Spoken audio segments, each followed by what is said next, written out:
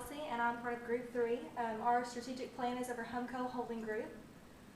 HUMCO is an over-the-counter medicine manufacturer and marketing supplying HUMCO brands.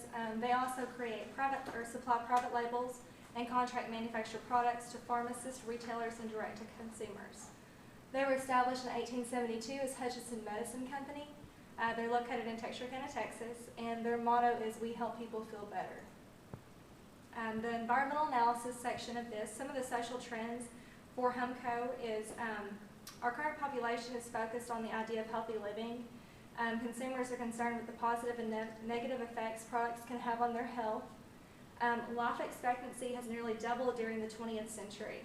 Today there is approximately 35 million Americans who are 65 years and older, and this number is expected to double in the next 25 years. This would create a lot of customers for HUMCO due to producing pharmaceutical products.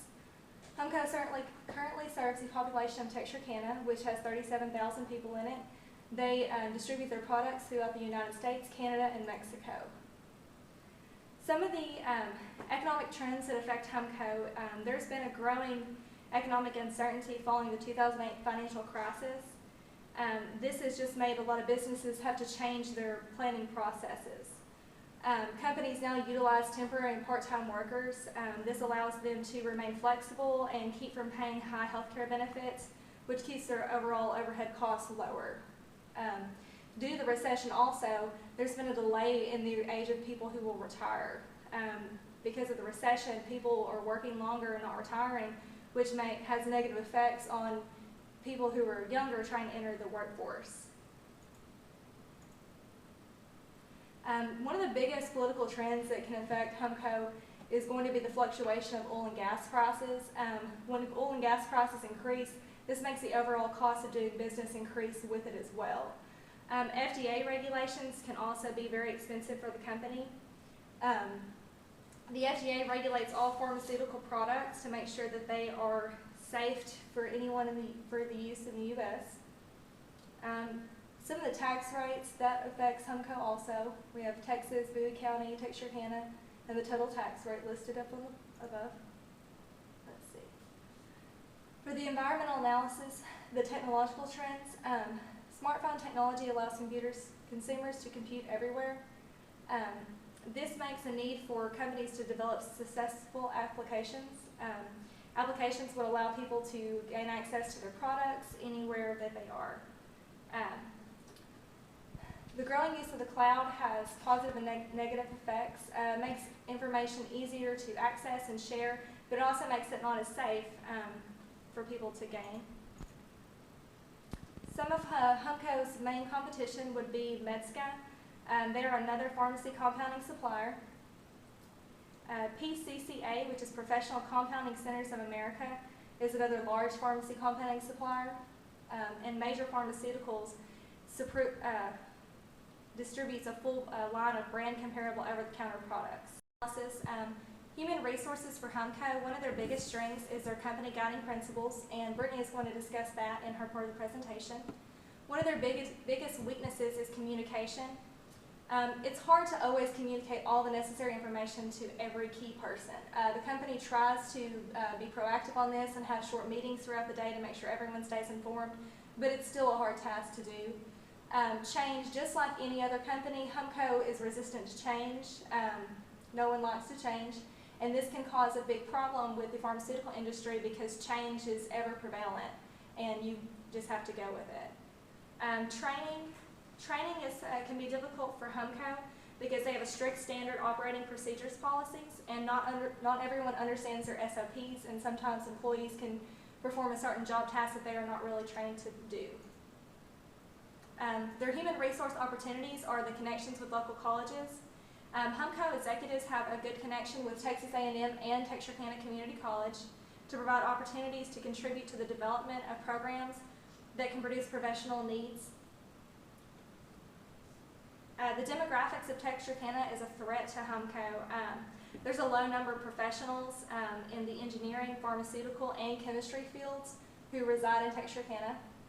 Government regulations can also be a threat to HUMCO. Let's see. The government has recently increased minimum wage, and due to HUMCO having contracts with governmental agencies, they have to comply to these rules and regulations. Some of the financial resource strengths that HUMCO has is experienced financial executives. HUMCO's, between their CEO, CFO, and controller, they have over 25 years of experience in financial accounting. They follow strong accounting principles and policies that are in line with the GAAP. Some of their weaknesses is it's difficult to anticipate cash flows with banking demands. Their financial resources for opportunities would be technology advancements. These advancements come in accounting software that would allow them to be able to more accurately keep track of funds. The threats would be seasonal sales. Seasonal sales, you can't really predict how much inventory you would need, how much income you're going to receive. They just fluctuate with the seasons. And complying with the FDA is another threat. It can be very expensive to comply with new rules and regulations that they create. Facilities and equipment, some of the strengths is they have in-house maintenance employees. This can be beneficial because if something breaks down, they can fix it at a lower cost and faster than if they had to outsource all of the maintenance to someone else. The weaknesses for their facilities and equipment would be aged equipment. When things are aged, they just have a tendency to break down more, which makes a cost in maintenance for fixing them.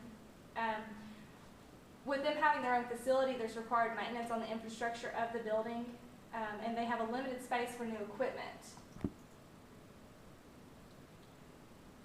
The opportunities within the facilities and equipment would be innovations in manufacturing equipment, which would allow HUMCO to increase their current product capacity. This would allow them to make larger orders and send out to their clients if they could expand that. The threats is new equipment's very expensive, and it would require a large investment for the company to get all that up and going. HUMCO's products and contracts, some of their strengths is flexibility. HUMCO will add additional shifts and adjust their scheduling to meet fluctuations in demands for their ordering. Their customer service department is one of their greatest strengths. They go above and beyond to satisfy any customer, including returns on products they don't like. They offer out free first-time complimentary products to new customers. Their longevity, they have been around since 1872, supplying good products to great customers and making everyone feel better that they come in contact with. One of their weaknesses is going to be the limited size of the company's current location restricts product capacity. This makes it really hard for them to expand their business because they don't have anywhere to, expand their manufacturing. Products and contracts. Opportunities was going to be an expansion of compounding businesses. A lot of pharmacies are expanding the use of compounding products. This would allow HUMCO to get new customers. They can add more bases and syrups to supply these needs. Threats would be generic products. If other companies can make the same generics as HUMCO, there's a chance that their sales would drop. Patents, if another company makes a patent on a product very similar to HUMCO, it could totally cease the production of that product. And larger companies are just able to produce more products, which is, bad news for HUMCO. HUMCO use ionized water to make all of their products. This water meets the high standards of purity and is free from microbial bacteria. By using the cleanest water, HUMCO ensures that it's providing quality products for its customers. Their opportunities would be to be an environmentally friendly company. They currently have a machine that compacts cardboard boxes into a crate to be recycled. Some of their weaknesses would be the costly maintenance for the ionized water system. Threats are also city water regulations. They have to comply with the City of Texarkana, Texas, with any of their regulations that they impose on the water. The formulation of assumption and criteria. The assumption would be that the demand for pharmaceutical products fluctuates based on numerous variables. Projections from finished goods inventory is derived from historical customer ordering pattern. This makes it hard when you're doing it from historical patterns to get everything just right. The company cannot predict with 100% accuracy the amount of inventory needed, and they do not have significant control over demand. They use a just-in-time inventory system to meet customer orders while maintaining a minimum of inventory cost. criteria. HUMCO is implementing a new ERP operating system which will automate the scheduling process. The system will take into account the time of year, historical ordering patterns, and quantity on hand when forming a production schedule. And now Brittany is going to come and discuss the current mission statement. Okay, so like Kelsey mentioned earlier, the company's mission statement or motto is that they make people feel better. And the company wants everybody that comes into contact with HUMCO to feel better because of that contact. So HUMCO's mission statement can be summarized into 5 main company guiding principles. And here's the chart that they use at HUMCO. The first thing that they say is that they can be counted on. And so this has to do with reliability. This has to do with reliability as in showing up to work or getting an order out on time. This also has to do with training and SOP training and making sure that every person is trained on each procedure that they are doing. Secondly, we have we get the job done.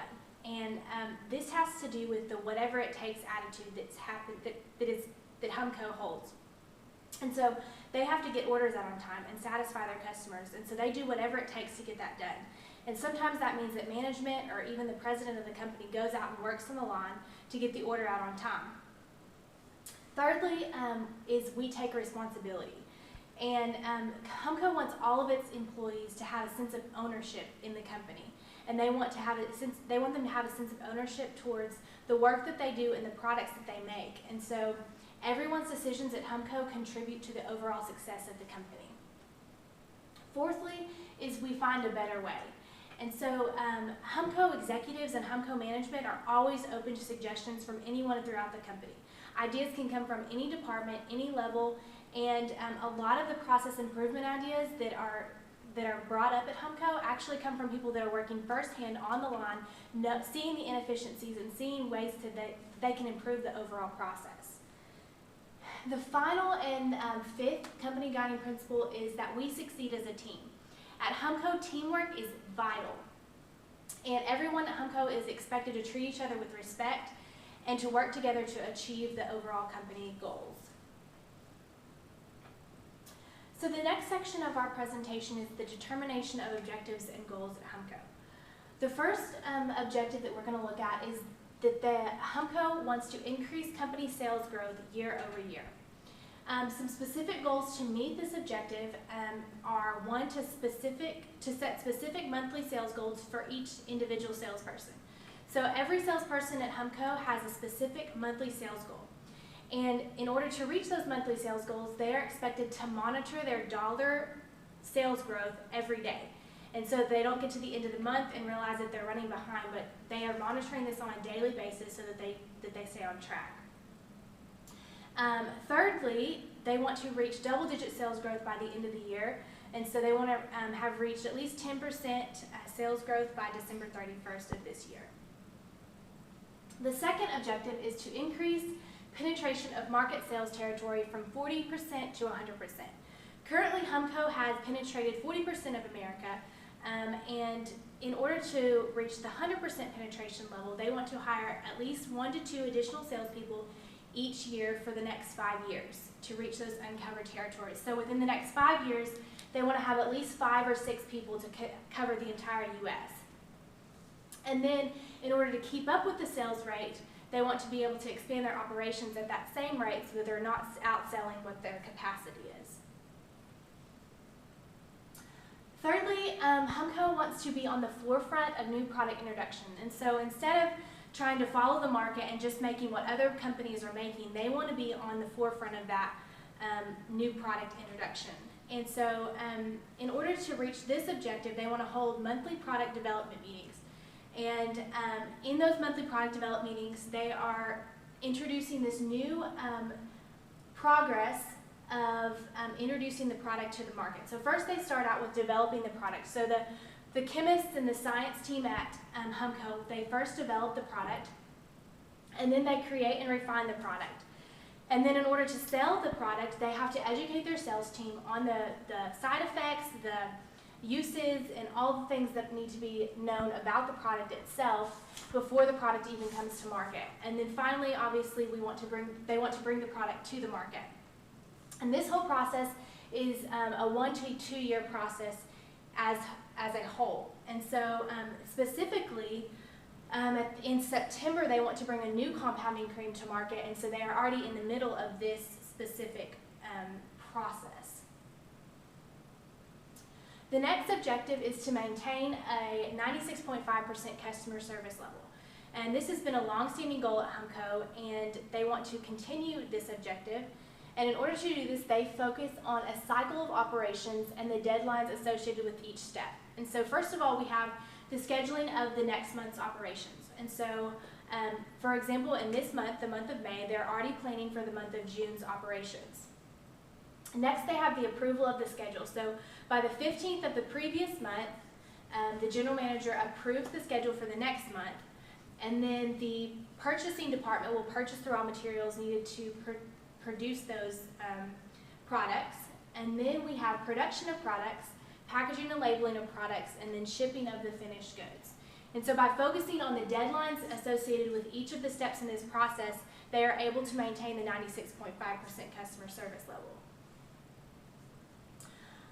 Next, we have to keep inventory level under budget. And to do this, they hold monthly meetings with the different departments that are necessary to meet those budgets and needed to keep the budget or the spending under budget.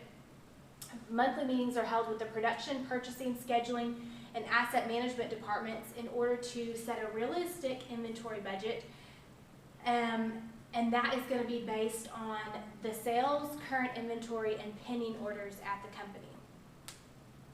Next, we have to keep expenses below the yearly budget. And so like the inventory budget, we have to have a yearly budget.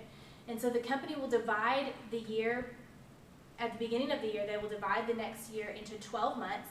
And the general manager will monitor the expenses of each monthly budget on a daily basis. That way they don't get to the end of the month and they've exceeded their budget already.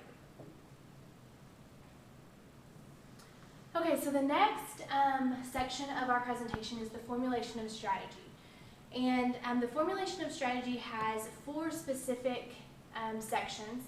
And in talking with the general manager at HUMCO, this is the 4 sections that he really emphasizes in formulating the strategy at HUMCO. The first is to set goals. And in setting goals, they have to be specific and realistic. He also says that you need to involve all relevant members of the organization in the planning stages of setting your goals. Next, you need to develop the goal as a team. And then you need to make sure that all the members of the team understand the goal. Second is delegating the duties. In this section, each individual has to be responsible for a specific portion of the job. And without delegation, the job will not get done. So teamwork is vital, but so is individual responsibility. Thirdly is setting deadlines. Again, with deadlines, you have to be specific and realistic. And without deadlines, again, the job will not get done. And so timelines help everyone stay on track and stay on the same page. Following up is the final step. And in a company, in an organization, and in teams, people have to be held accountable. So accountability will produce results, and the consequences for those who do not meet the goal have to be severe enough to where it's negative reinforcement. And then the rewards have to be, or people that do the job and get the goal done have to be rewarded and praised. Hi, my name is Erica, and I'm going to be talking about the long-term preparation of our goals and plan. 3 years ago, HUMCO management got together and decided what we need to do to move forward as a company. Instead of taking more time and making products that everybody else is making, they decided to spend more time and money into our research and development side. HUMCO needs to be on the innovative side of research and development, because in the long run, this is where we're headed.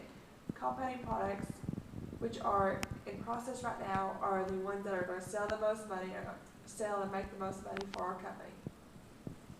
So we need to become the new market leaders of the products. The more we can develop ourselves without having any help from outside customers is going to help us out extremely in the future to make us a better company. Now, our research and development is also driven by our customers. We have to know what our customers want. We can't just develop a product and nobody buy it. If nobody wants to buy a product, then why are we making it?